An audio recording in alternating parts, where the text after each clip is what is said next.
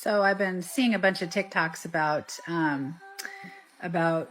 dating and just going on TikTok to find a date because all the dating apps are just straight garbage. Especially for women in their 50s. Even dating guys in their late 40s, early 50s doesn't seem to produce anybody worth spending time with because nobody taught men how to communicate. And it's just tough. Like, I've been on several amazing dates and they never pan out to anything more because it seems that the dating apps just give you this fake feeling of there's always something or someone better.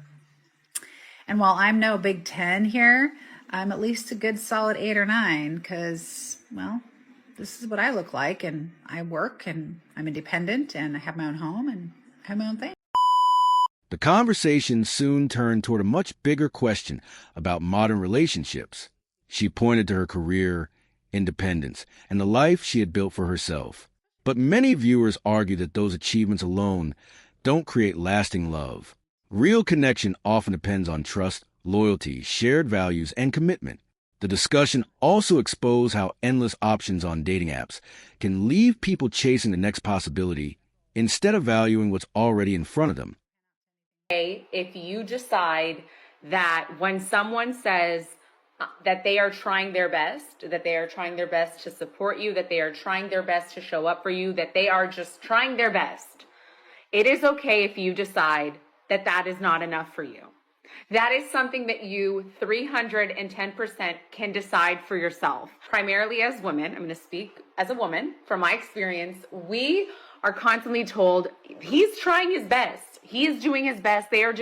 Cut him some slack, show him some grace, keep trying, stick it out, toughen up. You're asking for too much. You're demanding too much. We're told all of these things. But if your needs are not being met for any period of time, you get to make the decision as to whether or not you think that that is sufficient, whether that is good enough for you, or whether you say, I really appreciate that you are trying your best, but I need more. But you can demand more and you are worthy of more. And if someone is just not giving you and not meeting those needs, it is okay, regardless of whether they're trying their best or not. It is okay to say, I appreciate that effort, but I need more. Slowly raise expectations beyond what any relationship can realistically deliver. Strong partnerships aren't created through perfection or impossible standards. They grow through mutual effort, respect, and genuine appreciation. Personal success takes years of sacrifice, and the right partner recognizes that journey. Lasting love also depends on loyalty, support, and growing through life's challenges together. In the end, the strongest relationships aren't perfect. They're built by two people who continue choosing each other. 2024, and I just looked at my calendar and it hit me that in less than 20 days, I will turn 57 years old. And I've recently started sharing more of my not so great dating experiences through my 50s. And some of you have had some not so great comments directed at me. Things like, why do you keep trying? You're too old. Let me give you my philosophy about why I keep myself in the dating game. I would rather go on 3,000 coffee dates for first dates than settle on the first person who comes along just so I can have somebody I can be with. I've also structured my life in a way that I may be alone, but I am never lonely. I have a career that I have been building and working on since my teenage years that I am completely in love with, and it keeps me really, really busy. Plus I work out, plus I run, plus I hike, plus I absolutely love traveling. She believes her career and passions give her a fulfilling life on their own. Still, many people believe that meaningful companionship remains something success cannot replace. The debate around dating later in life often comes down to expectations, personal choices, and different definitions of happiness. More opportunities don't always lead to better outcomes, and constant searching can quietly turn into impossible standards.